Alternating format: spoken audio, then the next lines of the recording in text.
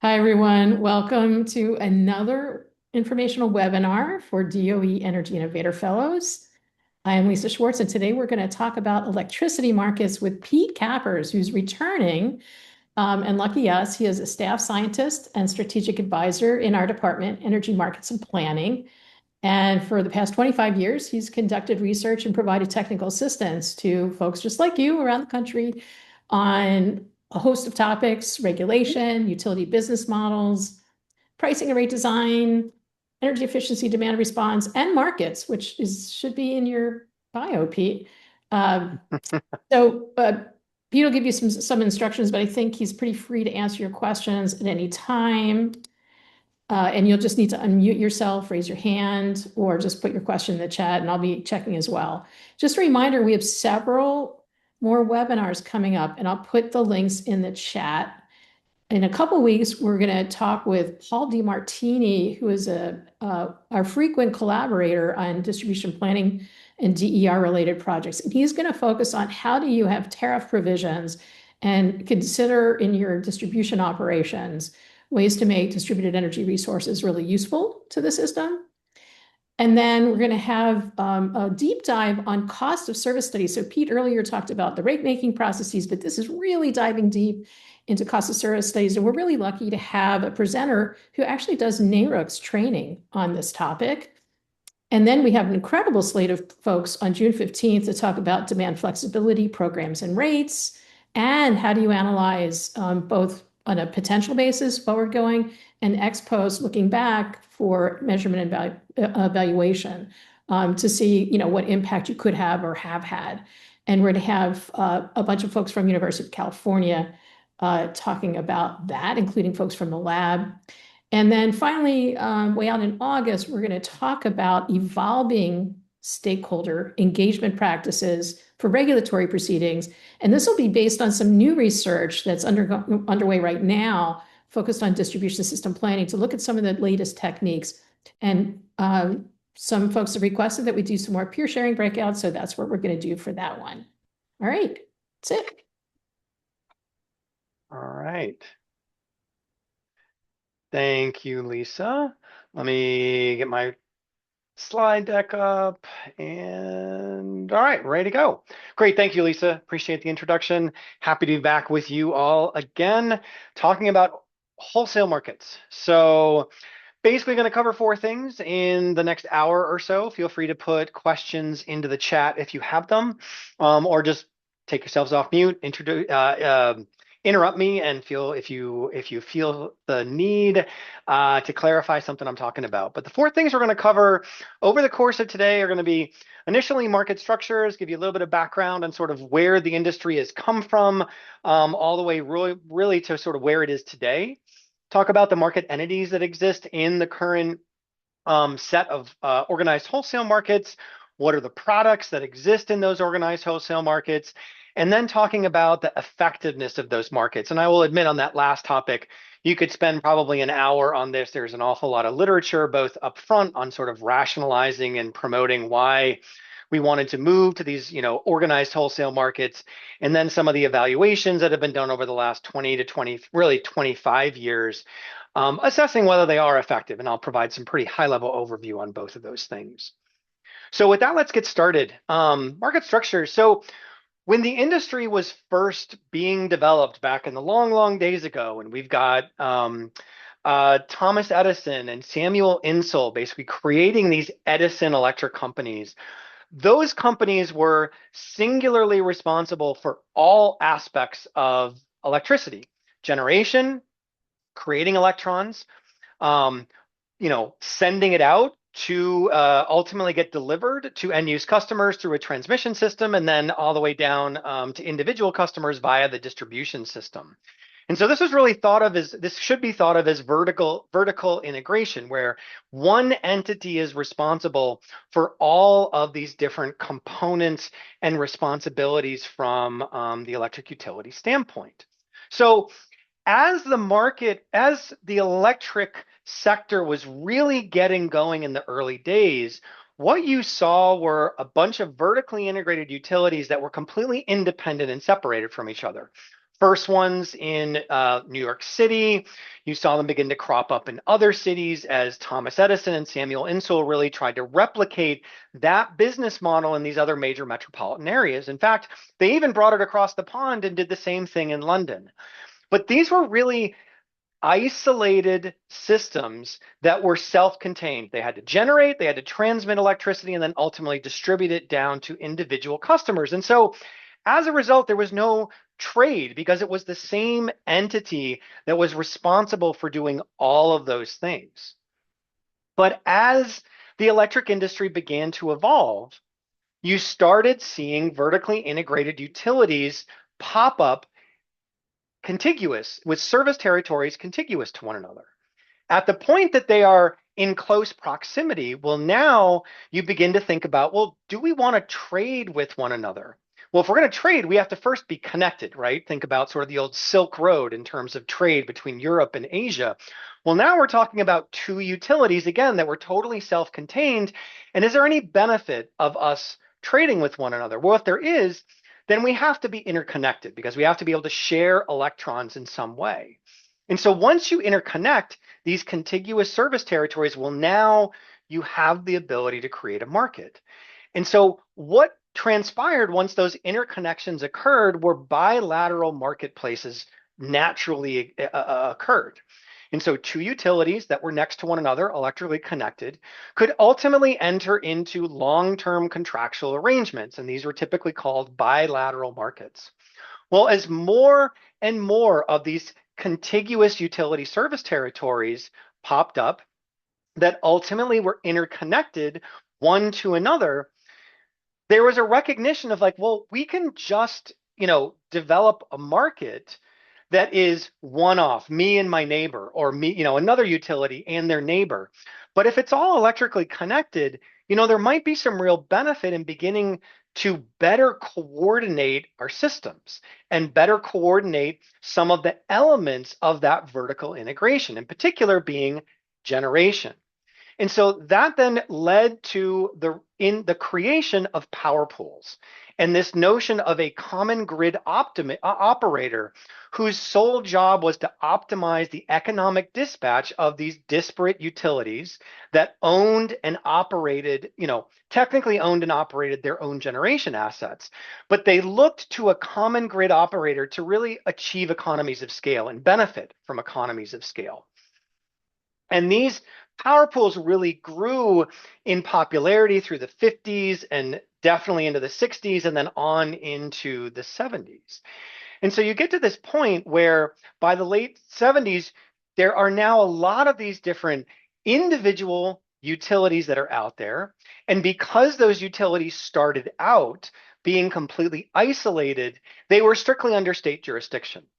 And so state governments were responsible for granting these electric utility franchise rights, which meant within the boundaries of that organization's service territory, they were the only ones that could sell electricity to any customer within that service territory.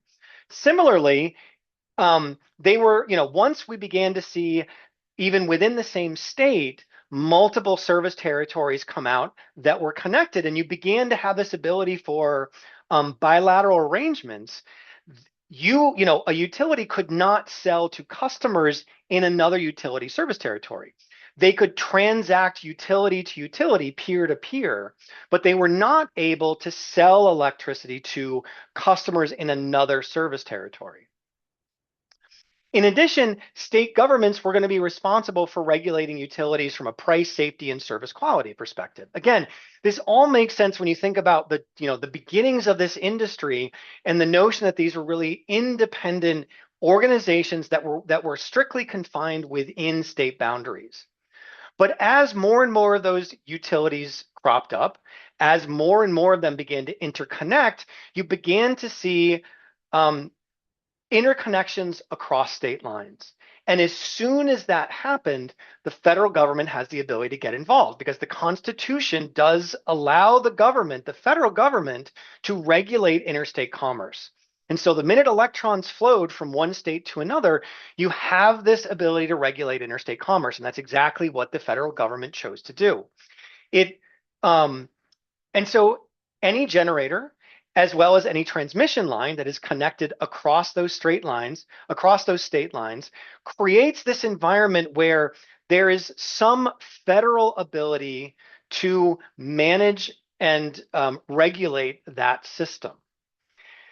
And so what evolved over the course of basically the first 100 years of the industry were effectively three interconnections, meaning three distinctly independent grids that within themselves, all of the utilities and the service territories were interconnected via the bulk power transmission system. But across those interconnections, there were very limited DC ties, meaning one could control the amount of electricity that went from one side to the other. And so they're really distinct and independent. So we have a Western interconnection, as you can see on the graph here, a very large Eastern interconnection, and then we have ERCOT, the Electricity Reliability Council of Texas interconnection. This really is a large service territory or a large part of Texas, but it never goes over state lines. And so ERCOT is actually not subject to any federal jurisdiction because there is no interstate commerce that's happening.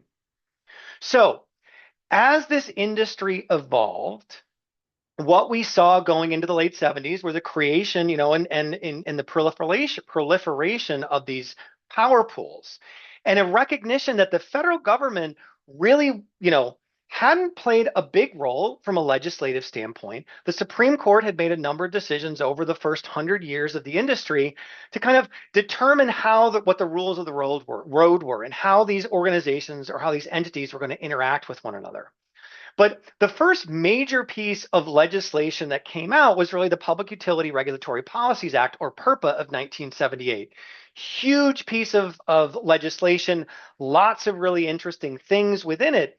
But for our purposes, in terms of thinking about utilities and how they interact with one another, there are really two key things that came out of PURPA. First was an interest in encouraging the development of non-utility generators, right? Up until this point, utilities had really, because of vertical integration, because of monopoly characteristics within states, there was really limited ability for any other entity to begin to compete with the utility, to get involved in any of the services that the utility did. But there was an economic realization that the generation technology had really come a long way, such that not only could smaller generators potentially be something that a large customer would want to get involved in and want to do something economically at a price point that allowed them to really compete with the utility for generation service, but also the utility didn't necessarily need to be the only game in town to build, own, and operate generating facilities.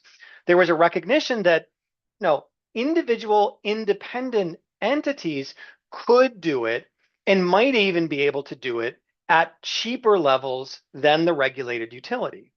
And so the second part of PURPA, again, of many things within PURPA, but the second thing of interest to PURPA was the federal government saying to states, not to utilities, because the federal government doesn't really regulate utilities. That's a state jurisdictional issue. But the federal government can tell states what to do. And in this case, what they said was, hey, states, we want you to promulgate regulations whereby a utility has to tell you, the regulator, what the minimum cost is to produce a unit of electricity.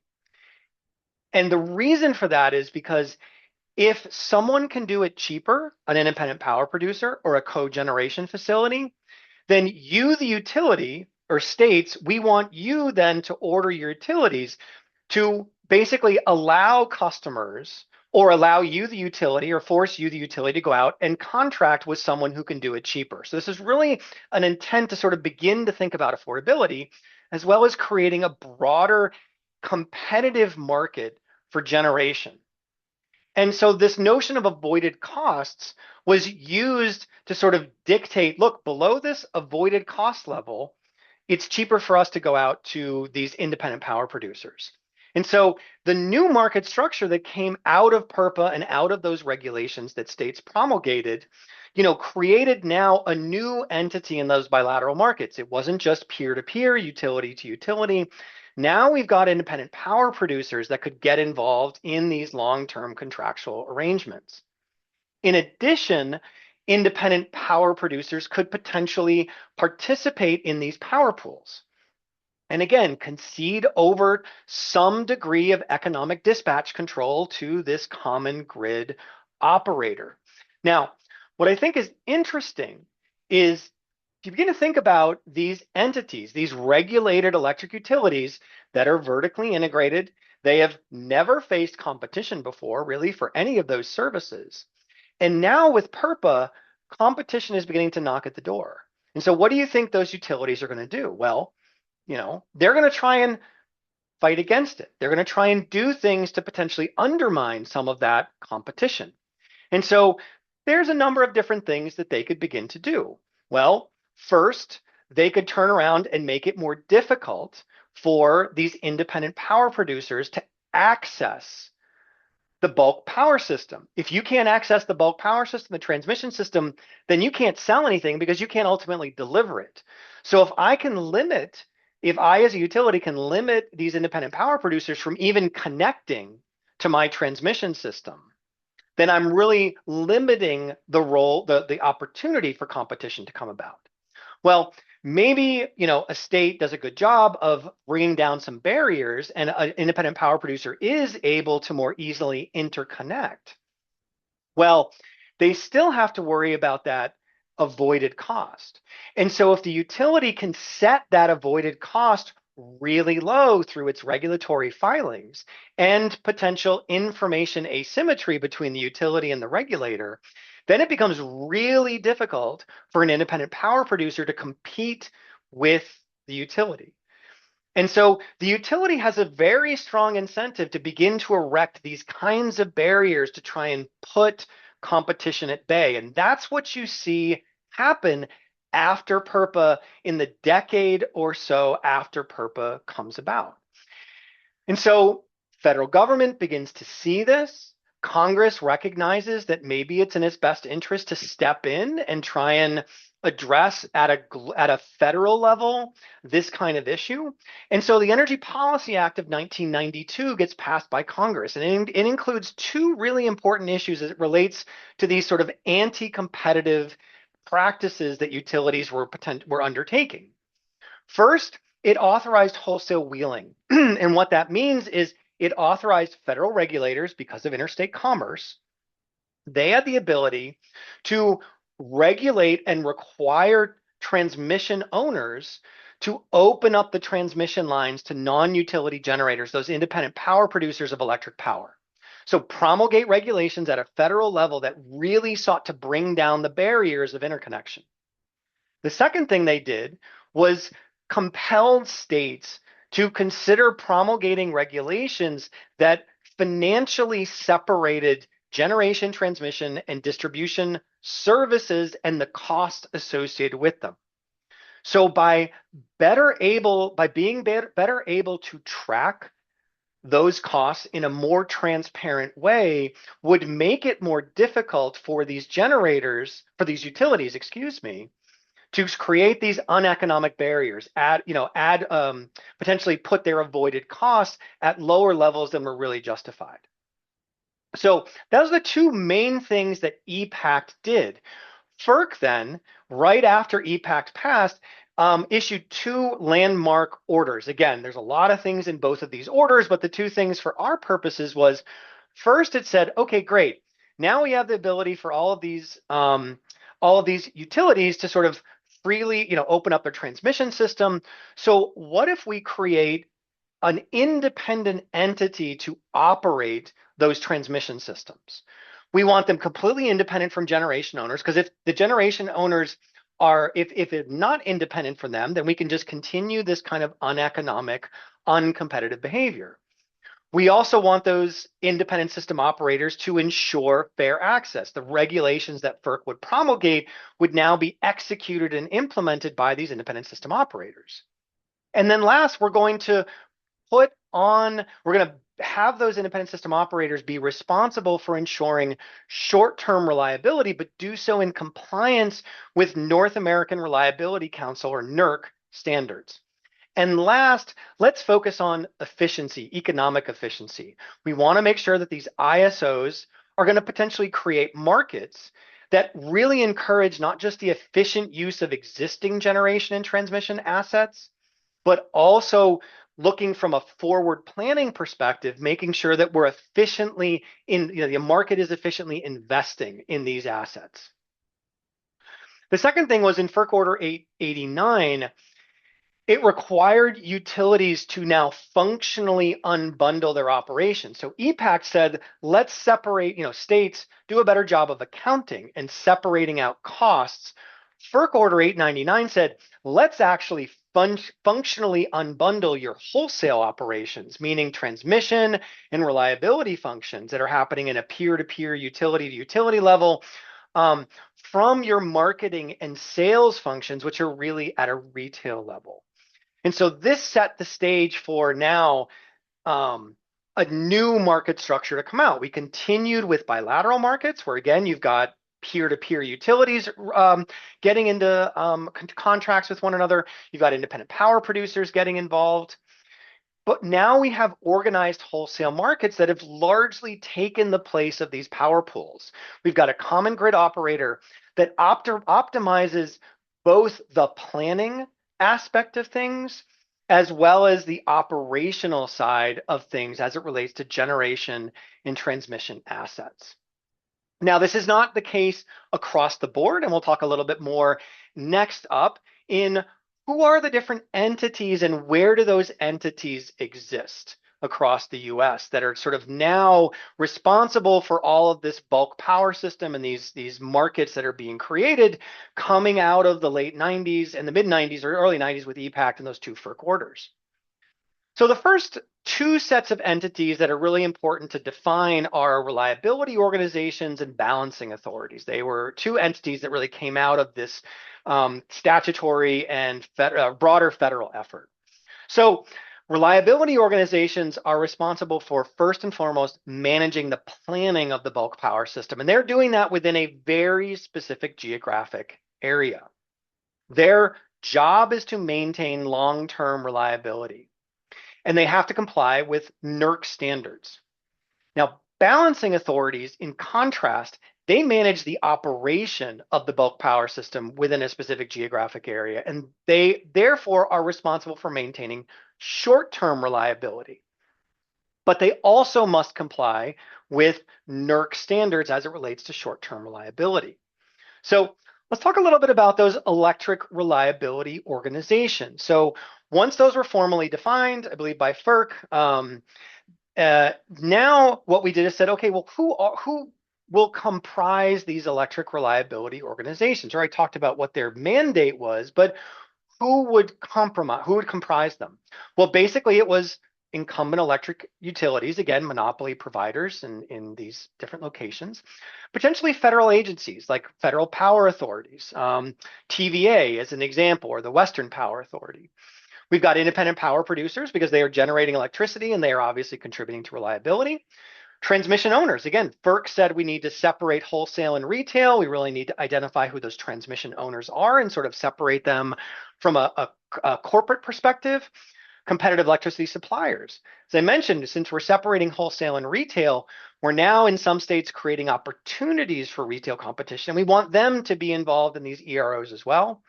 And then last but not least, very large end-use customers who are taking power directly off of the bulk power system.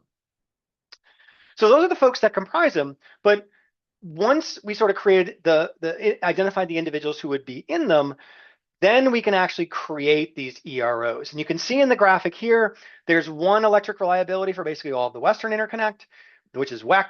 We have one for the entirety of the Texas region, ERCOT, Texas RE it's called. And then in the Eastern Interconnect, we actually have a number of different reliability organizations. The red one's the Midwest Reliability Organization.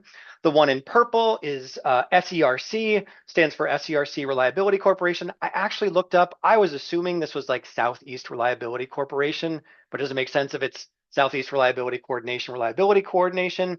So I'm not exactly sure what the SERC stands for, but that's the name of it.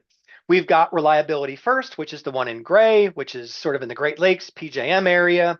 And then, which we'll get to in a second, what PJM is. And then last but not least, we have the Northeast Power Coordinating Council that picks up all of the Northeast in addition to a couple of one of the Canadian provinces. And then we've got Quebec out on its own. But what about the balancing authorities? Well, again, it's in terms of defining who or what is a balancing authority. Well, again, it could be a power marketing administrator. You can see on the graphic on the right, TVA, Tennessee Valley Authority, is a power marketing administrator. It's a perfect example of its own balancing authority. We can have a single electric utility be a balancing authority. You can see that probably most obvious down in the Florida Peninsula, some relatively small circles there. You've got some smaller circles again out in the west and as well in the east. But what's interesting is you also have a balancing authority that could actually be a group of single utilities that are willing to be formed into a regional entity. And that's really critical because that then created this opportunity for independent system operators or regional transmission organizations to now be created. Because those balancing authorities effectively are banding together to create a larger organization than just themselves. So an independent system operator is a bunch of BAs, that balancing authorities that agree to join together, that agree to join an ISO. That ISO is responsible for complying with technical requirements issued by FERC, both and as well as meeting short-term reliability requirements through NERC, because it is a balancing authority in and of itself. But they also have responsibility then to coordinate, control, and monitor either a single state or small regional electric grids. So think of New York ISO. New York ISO is totally self-contained within the state boundary, but it is comprised of all of the individual IOUs in the state: NYSEG, National Grid, Rochester Gas and Electric. I'm sure they probably changed their name a couple of times at this point. Con Ed down in New York City, as well as whatever LIPA is these days. But all of those individual BAs agreed to join the New York ISO.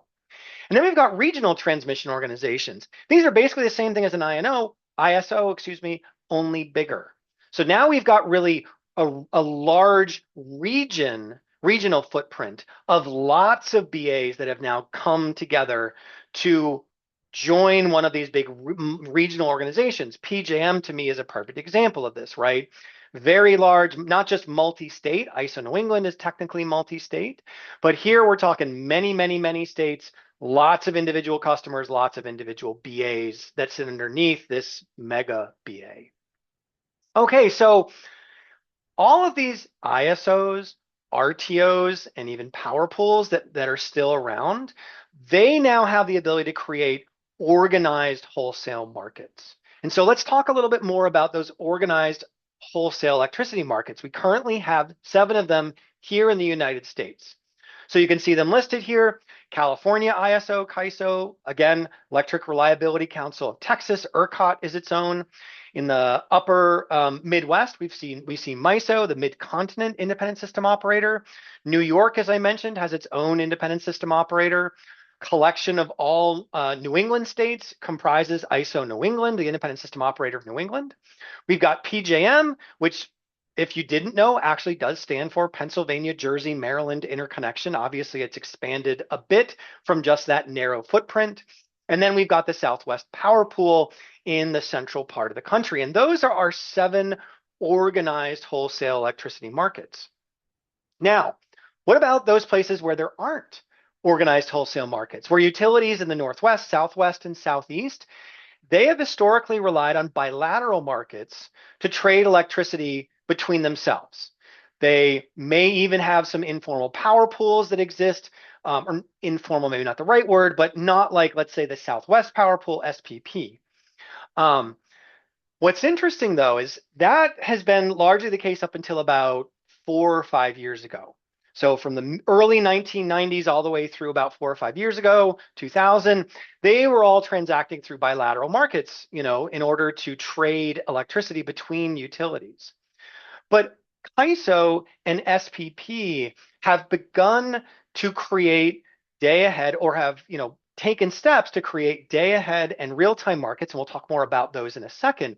They have begun to create markets with the sole intent of attracting utilities in the Northwest or in the Southwest to participate in their respective markets. So obviously outside of California, outside of the SPP footprint, really trying to entice them to come in. And this is an interesting development where you're beginning to see actually a single utility have to sort of make decisions between whether it will join CAISO or whether it will join SPP. So what are the types of products that we see these organized wholesale markets transacting? Well, I sort of view these as three grid services. You can think them as an umbrella term for market products. First and foremost is capacity, markets that contract to meet future system resource adequacy needs, right? We talked about the fact that the reliability organizations are responsible for ensuring long-term reliability. And so typically ISO and RTOs are not the reliability organizations, but they do work very closely with the reliability organizations that cover either the same footprint or a similar footprint. And so the ISO RTOs are responsible oftentimes for executing and implementing the actions that the reliability council or the reliability organization, is interested to ensure reliability. And this is where the market construct comes in. The ISO RTO creates a market construct to achieve that long-term resource adequacy, that long-term reliability benefit. We also see energy markets being offered by organized wholesale markets, where you see short-term reliability now being manifest. Short-term reliability is also achieved through ancillary services markets. And we'll talk more about what these reserves and other products are to support system operations in a second. So let's go through each one of these and let me give you a little bit more detail and a better understanding of what they actually represent. So capacity, let's start with this one. So in a perfect world, we would know exactly what the demand for electricity was everywhere on the grid all the time going forward, right? A year from now, what does the maximum demand for electricity look like at this particular point of the grid? 3 years from now, 5 years from now, et cetera. And so in that case, if we could perfectly forecast what the demand for electricity was, it'd be great. And that would be on the demand side of things. Now, because of the way the electric grid functions, we maintain reliability when supply perfectly equals demand. There's a very narrow tolerance around which those can get out of balance. They really need to be tightly coupled, supply and demand. They have to almost perfectly match. And so I also have to worry about what's going to happen over time and across the footprint of my utility or across the footprint of my ISO, RTO. I need to know what's happening on the supply side. And so again, if I could perfectly predict, I would assume that all of the generators in this footprint are going to provide electricity at their installed nameplate capacity. They're going to perfectly produce electricity as designed initially, right? But we all know that the future is uncertain, both on the demand and on the supply side. So on the demand side, we know that, yeah, maybe we can forecast with a pretty high degree of certainty what the load will be in a year or 5 years from now. But there's an awful lot of things that are going to change between now and then. The economy could be different. Weather patterns could be different, right? All sorts of things. Large loads could come on that weren't anticipated. And so we need to account for that uncertainty. Now, if we over forecast, we don't have to really worry about reliability, right? Because again, if supply has to equal demand and we over forecast the demand for electricity, okay, or excuse me, if we under forecast, I got that wrong. If we under forecast, over forecast the load, sorry, and we're predicting that it's going to be higher than it actually comes in, well, as long as we have enough generation to meet that over forecast, it's not a big deal. Maybe we've overbuilt, maybe we've overcommitted resources. So from an economic standpoint, it may not be advisable or advantageous. But at least from a reliability standpoint, if load consistently comes in below our forecast, then we shouldn't necessarily have any reliability problems. So, but if we under forecast, load actually comes in higher than we had predicted, that can be a real problem. And so we want to make sure if you're really worried about long-term reliability, we want to add a reserve margin that sits on top of our most likely expected forecasted maximum demand for electricity. What that percentage is, well, we're going to do some stochastic analysis. We're going to see how variable that load forecast can be. But we also need to know what's happening on the supply side. And so what's happening on the supply side is if I'm a dispatchable fossil fuel resource, well, I'm not always going to produce at a maximum level. My generator may actually not be able to produce electricity because of operating characteristics. I've got some maintenance, that I haven't done, and so it's under my generator's underperforming. I may actually have to be offline a lot because I haven't done as much maintenance as I otherwise should have. And so at the point where I reach maximum demand, is this generator going to be able to produce at its nameplate capacity?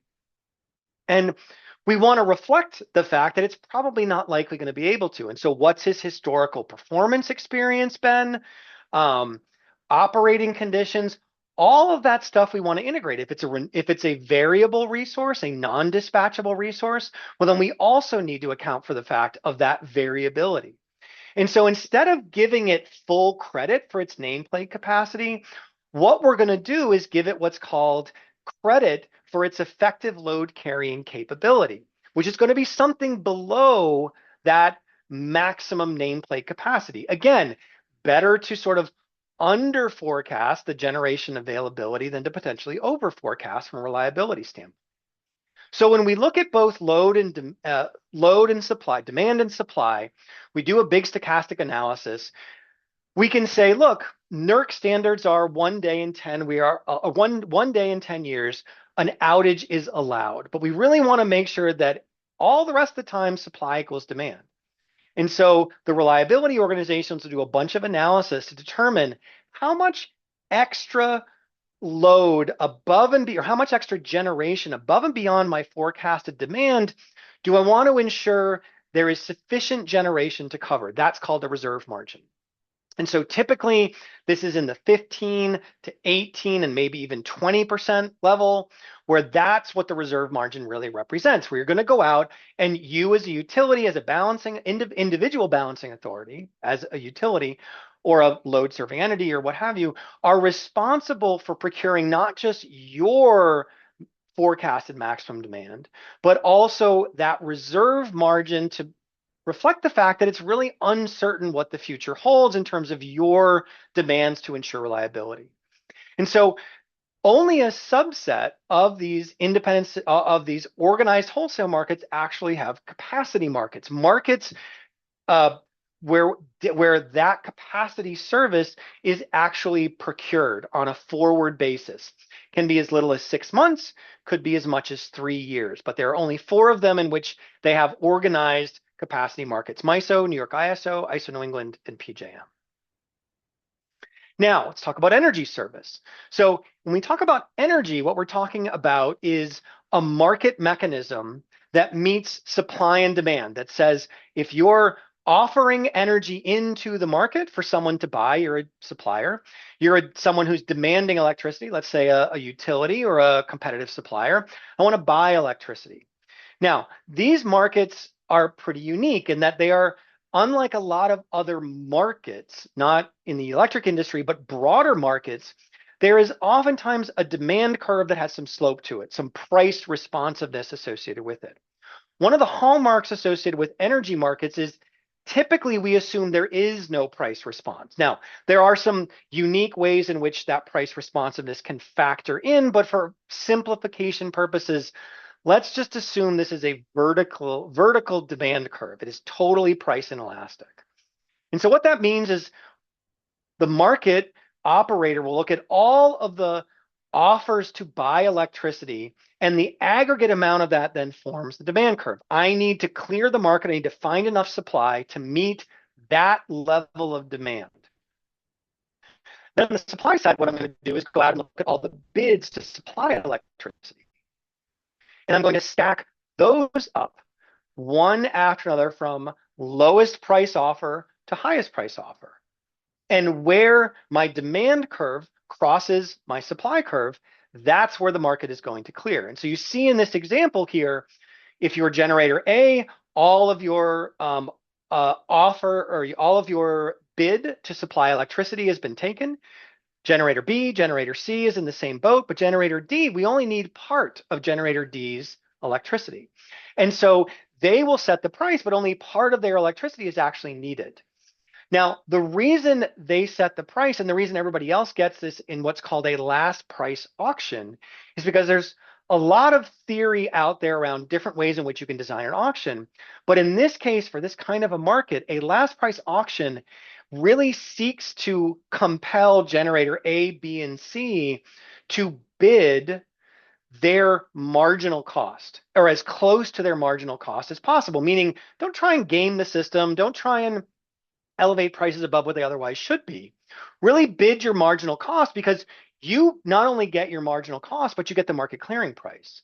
And so that delta, that difference goes into your pocket as a generator as profit. And so there is an economic incentive to bid as close to your marginal cost as possible because you get that extra money above and beyond up to that the market clearing price, that last price that cleared. So now there's three different types of energy markets that these ISOs run. One is on a day ahead basis. So what the notion here being tomorrow's an operating day, I want to line up all of my generators because some generators take a day to just turn on, or may even take more than one day to turn on. Some generators can only move so much over time. As just two examples of why we might want to commit resources a day ahead of time, generation resources a day ahead of time, rather than just waiting for real time. It's going to be more efficient and potentially lower price if we can line all these resources up in this sort of forward time period. And so these day ahead markets typically run on an hourly basis. They are producing a forward unit commitment, but they do enforce what are called security constraints, which is really around what can the transmission system handle? Can enough power move from this side of a transmission interface to the other side of the transmission interface? We can't overload lines. Generators themselves can only move so fast over the course of an hour. We want to ensure those constraints are imposed. And so once all those characteristics and the economic offers of supply are put into this market, that typically happens in the morning, somewhere between, I think markets typically close between 9 and 10 or 11 o'clock in the morning. Then schedules are provided basically in the afternoon. And these are forward contracts, forward commitments to either produce electricity or buy electricity in the operating day during that hour the following day. Now, a lot can happen over the course of 24 hours. Generators can trip offline. Load could be higher or lower than anticipated. And so these ISO RTOs also run what's called a balancing market, which is typically 1 or 2 or 3 hours ahead. And here they're going to say, look, I need to update some of those assumptions I made in the day ahead market and make sure I've got the best resources, the most efficient, economically efficient resources available to provide electricity so that supply equals demand coming into my operating hour. And then we have a real-time market. And this I always thought was interesting because real-time markets basically are telling generators in 5 minutes, I need you to be at this output level. So it's not, I need you to be at this output level right now. It's in 5 minutes, I need you to move to this output level because this is where I think load is going in the next 5 minutes. And so all of these markets ultimately clear in a way that contracts are created. Day ahead is really, you think of day ahead markets as really forward contracts that ultimately manifest themselves in real-time, transactions of electricity, and then everything gets settled out. So the billing mechanisms for these ISO RTOs is, in my opinion, pretty complex and pretty impressive that they can take all of these market transactions into account. And what we see is that all 7 ISO RTOs do have energy markets. Now, they also have ancillary service markets. And this is typically where you're going to see the majority of the ISO's efforts to maintain short-term reliability. They have a series of market-based projects, similar to market-based products, similar to what we were saying in terms of energy and capacity, where a supplier bids, says, I will offer this service at this price. And someone on the demand side says, well, I want to demand this much of regulation, spinning reserves, non-spinning reserves. In this case, typically utilities don't submit a bid for that. Typically, the ISO will procure this on their behalf, which again creates a very inelastic demand curve. But these are market-based prices. So suppliers can change their supply bids on a day-to-day, hour-to-hour basis. But they're all of these products are really focused on ensuring supply equals demand at more and more granular temporal periods, or in reaction to things that might cause the system to go out of balance from a supply and demand standpoint, which is where reserves come in. Now, what that means is that I, as a generator, could be producing electricity, and you could be selling that electricity through the market. But if instead I want to reserve a little bit of that as an ISO RTO in the event another generator trips offline, in the event a transmission line goes down, well, I need to compensate you for the fact that you aren't generating electricity where you could be making money. Instead, I, as the ISO, am holding you back from fully, producing all the energy you could. So I need to pay you for that. And so that's the notion behind spinning reserves and non-synchronous reserves, is it's sort of an opportunity cost. Then last but not least are services for basically things that it wouldn't make sense to clear in a market perspective or ask people to bid in. These are more cost-based services. So this is really reactive power in terms of voltage support, but also black start recovery in the event the entire grid goes down. Most generators, in fact, pretty much all generators, still need some electricity to start things up. You got to, start the generator back up, and then you have to synchronize it with the broader grid and the other units that are trying to come online. That does require electricity just to run the computer system, right? To tell the generator what to do, to govern it. So that's on the restoration side. So we have both cost-based pricing and market-based pricing. Now, all 7 of the ISO RTOs run ancillary service markets, but they do have some slight differences in the particular products that they offer. For example, I think ERCOT has regulation up and regulation down. I don't know if necessarily, I think New York ISO may just have regulation as a service, as just one example. Okay. Now, last question then that I think probably of most relevance to all of you coming from PUCs are, how do these organized wholesale markets translate ultimately into utility retail rates? Well, we've got market purchases, and those market purchases are expenditures that the utility is undertaking to serve its customers, and so therefore they are legitimate expenses, used and useful and prudent expenses to provide the electricity supply to their customers. But utilities, as we found in the wonderful California experience back in the late 1990s, early 2000s, I think it was early 2000s, we might not want to force utilities to strictly procure electricity in these day ahead and spot markets. That can create an awful lot of volatility. And if something untoward is happening in those markets and there's market manipulation happening, that can have some really detrimental effects on utilities.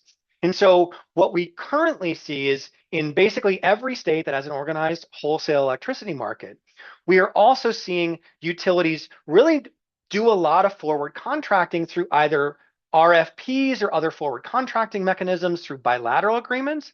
Those bilateral agreements are typically with an agreement between a particular generator and a load serving entity, whether that's a utility or a competitive supplier. It says, I will buy X amount of electricity coming out of your generator over the course of the next year, or even maybe just a percent of the output itself. But it's not really fixated. It's a block of power that is being procured. Sometimes, and it's really energy that is typically being procured in some sort of preset schedule. It may include capacity, oftentimes does, but that's really kind of dependent on the bilateral agreement. The other type of agreement we see oftentimes coming about is what are called full requirements load following contracts. So full requirements meaning not only does the contract include energy, but it also includes capacity and ancillary services. And in addition, it is expected that the generator will follow the load. So it isn't just you're buying a block of power. You as a generator really do need to kind of, from a financial standpoint, you will be compensated based on you're going to buy X percent of the, or I as a utility will buy from you as a generator 10% of my residential load every day based on whatever price we agree on. And so that notion of load following is there. Okay, so quickly let's talk about market effectiveness. And Pete, just a time check, I want you to go through this section quickly, but we do have questions. Yes, okay, sorry, way too much here. So we got a bunch of claim benefits. All of these benefits of organized wholesale markets ultimately can manifest themselves in lower costs, right? If we have improved price transparency and price discovery through an open market, that is going to result in lower cost. If we have reduced market power opportunities because we have a dedicated market monitoring independent organization responsible for making sure that everybody is playing by the same rules, reduction of market power is going to, again, result in lower costs. And so all of these benefits here, to some degree, shape, or form, maybe with the exception of enhanced reliability and system operations, have some really come back to this notion of lower costs. And so there has been an awful lot of research that has been done since the implementation, execution of these various ISOs regarding the benefits that have been claimed of moving in this direction, right? Creating these organized wholesale markets, lots of examples where it has made good on improving efficiency. The coordination has really improved efficiency in both power plant output. There has been a lot of money that has been saved just because of all of that efficiency, because of economies of scale. Any potential opportunities for market power that has been wielded under the noses of these various market monitoring departments is really outweighed by the large market efficiency benefits. 3 studies are listed here. You can cite them.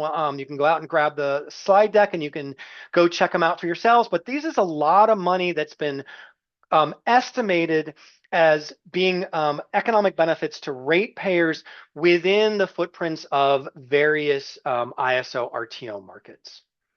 However, that's on the economic side. What we've seen more recently that has really been talked about since the dawn of the industry is this notion of resource adequacy. And do these organized markets adequately provide resource adequacy? And what we've seen over time is sort of a big debate as to whether the design of these centralized capacity markets really do achieve the lowest cost resource adequacy. But what we've seen more recently are real questions around that issue, because none of these organized markets are really handling well those RA impacts from supply retirements that potentially are due to state policies or just uneconomic, right? Things are just, they're no longer economic generators. But also on the demand side, we've seen large increases in the growth of large loads and the surging demand that comes with them. And unfortunately, a lot of these ISO RTOs have just been really challenged looking forward to provide the level of resource adequacy that is desired. In addition, what we're seeing is organized wholesale markets were designed for lower costs and reliability. Their job is not to adhere and achieve state policy. And I think over time, we've begun to see the tension grow between states that have their own state policy and markets with their own market design that may not only erect barriers to the achievement of those state policies, but potentially make them more costly to overcome those barriers. And so, what you've seen is a number of states expressing concerns and frustration about the inability of these organized wholesale markets to meet both that RA, that fundamental objective, as well as achieving some of these states' policy priorities. So, with that, let me stop talking and try and answer as many questions as I can in 5 minutes. All right, I'm going to try to help facilitate this. So, Okay. Thank you, Lisa. yeah, so capacity markets, first two questions. Okay. Are the generators private or public? And are the managers private or public? It depends. There are some public generators. So the New York Power Authority within the U.S., within New York, is a public state entity. They do own and operate some of their own generating facilities, but I would say the vast majority of these are private entities that are bidding into capacity markets. What was the second part of the question, Lisa? The managers.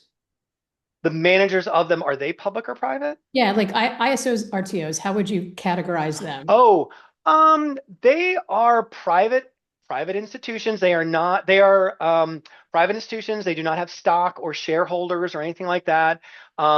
They do make money. I believe the expectation is they plow that money back into the organization through their overhead rates. So they are private entities, but they are serving a public purpose. All right, I'm going to skip over a question that I think take too long to answer with Okay. our remaining time. Um, there's a question about agility. Are public or government generators or utilities less agile or at some other disadvantage in participating in these kinds of markets?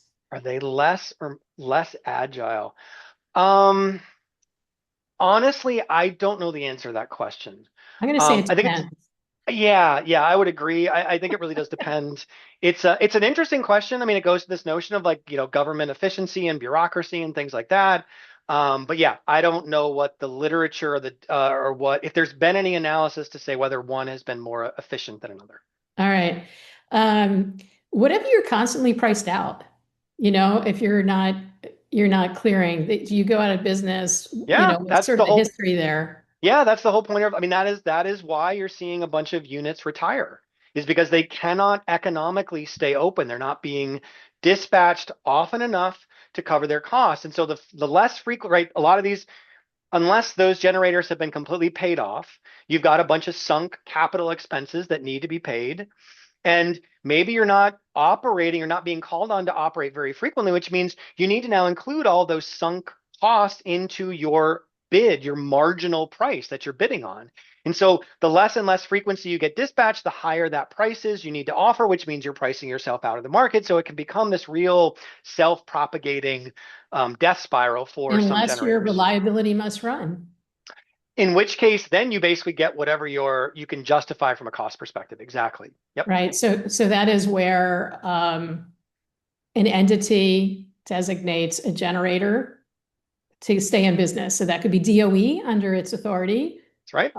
or it could be The who else could do ISO. it?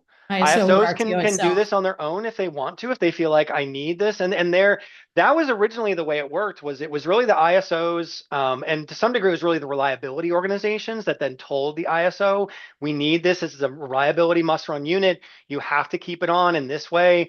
But FERC has definitely, and DOE has definitely exerted its prerogative from a federal regulatory standpoint to compel a lot of those units to stay on when states potentially want them to come off, and that also has created a bit of attention. Yep. I think we have time for one more question, which is a really good one. I don't, although maybe other folks have questions too. CP has been very busy. Um, As he so always is. yeah, these are really good questions. What relationship do energy market managers, that is the RTOs and ISOs, have with balancing authorities like, utilities and the regulators that have to approve retail rates? Is a So local rate regulator actually a formality or performative if the RTO really manages the availability and pricing of electricity? So how much sway does the retail regulator have? I would say the retail regulator has very little. They are actually not a voting member in any. So all of these ISO RTOs uh, they are structured in a member-driven way, meaning all of the members on the supply and the demand side have voting rights to change rules, change laws, bylaws, whatever. PUCs and state energy offices, my understanding is they are non-voting members. They can participate, they can attend, they can raise issues, but they are non-voting members, which means they really don't have any political power within the ISO RTO directly. Doesn't mean they can't exert indirect political power, right, through the bully pulpit of the governor, legislature, et cetera. But they really are not, don't have any direct power, which again, back to this issue of, states versus ISO RTOs from a policy standpoint. States, you can understand how states could be pretty frustrated if they are promulgating policies or they are promoting policies and the ISO is like, that's not my problem. I'm not going to necessarily try and do things to help you out. And in fact, things that I think may make sense from a market standpoint undermine your achievement of those policies, but that's not my problem. That's not my job. That's not what I'm here for. So that lack of feedback, that lack of responsiveness, I think is really frustrating some governors and is now beginning to see them threaten to maybe we'll pull out of your ISO RTO. I mean, that's a huge thing.